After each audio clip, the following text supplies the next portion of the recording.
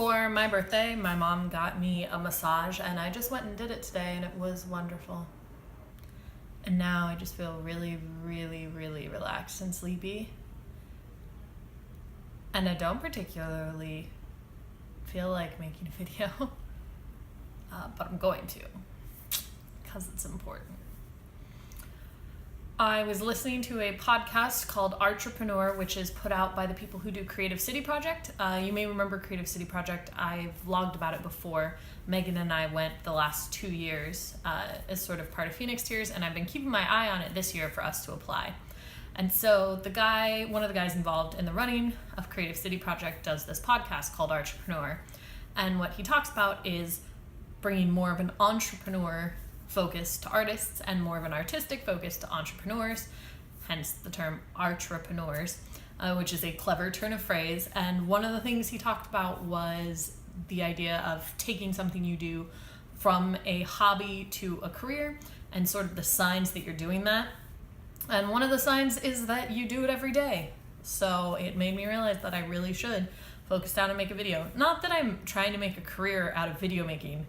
I would actually put video making very firmly in the hobby category. Like, it's a fun fact about me that I make a video every day, but it's not necessarily something I'm pursuing as a career. However, it is something that I'm trying to do every day, if only to make me faster at editing and uploading and making thumbnails and just general practice things that might come in handy for other things. And I thought it was interesting to listen to that, and it made me think a lot about Phoenix Tears and whether or not I consider Phoenix Tears a hobby or a career.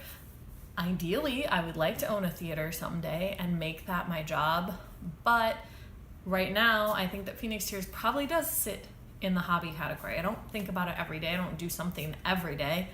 Most days, yes, but not necessarily every single day.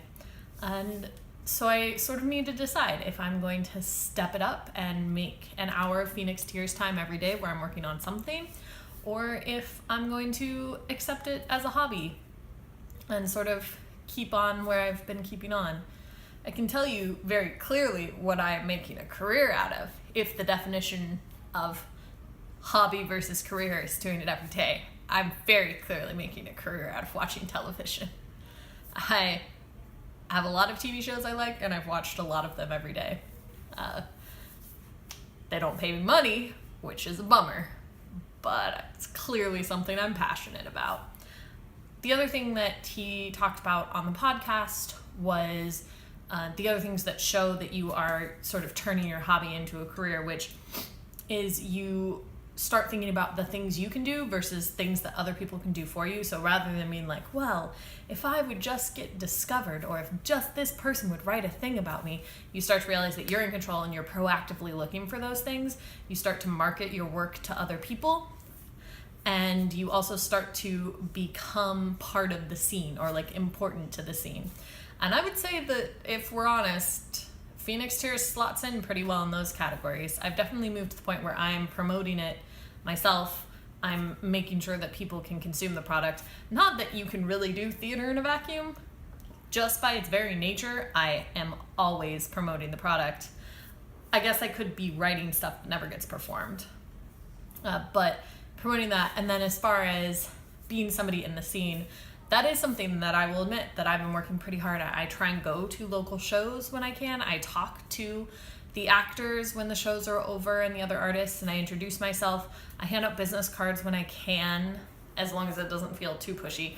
That's the line that like I have to walk, which maybe is a difficulty for me, is that I'm very passionate and happy about the things that I've done, but I don't want to force it on other people that I respect for doing their own art, which is dumb. And inherently I know that, but it's still a struggle for me. And so pursuing these other places and going to these other theaters and talking to these people has been really, really fun for me, and would indicate that perhaps Phoenix Tears is making that step up. And I'm pretty proud of that, actually. We are doing a show at Orlando Fringe called Patrons Pick for Murder, which you don't have to say that way, but I say that way every single time. There is a link to our ticketing page, which is not technically live yet down there, but if you just want to check out the graphics and read a little bit about it. But part of the idea of this is that we are getting other artists at Fringe to be our murder victims. And I posted on the Fringe artist page to be like, hey, I'm looking for some victims. And I expected a couple people to respond. No, a ton of people responded. Everyone was like, yeah, this sounds great. We'll do that. That sounds awesome. We're in. What do we need to do? And I was blown away by the sort of response and reciprocation that I got, especially from some of the people that I reached out to that I've seen their Fringe shows and I really admire them, and they were willing to come and be a part of my show, and that's just really, really cool. So it's nice. It's nice to listen to all of that. It's nice to see all that. And it's cool to be sort of aware of where Phoenix Tears sits as far as going between a hobby and a career for me. And it's nice to see where video making sits too. I guess if you're pursuing it every day, it's something you're passionate about. So, in pursuit of passion, I'll see you tomorrow.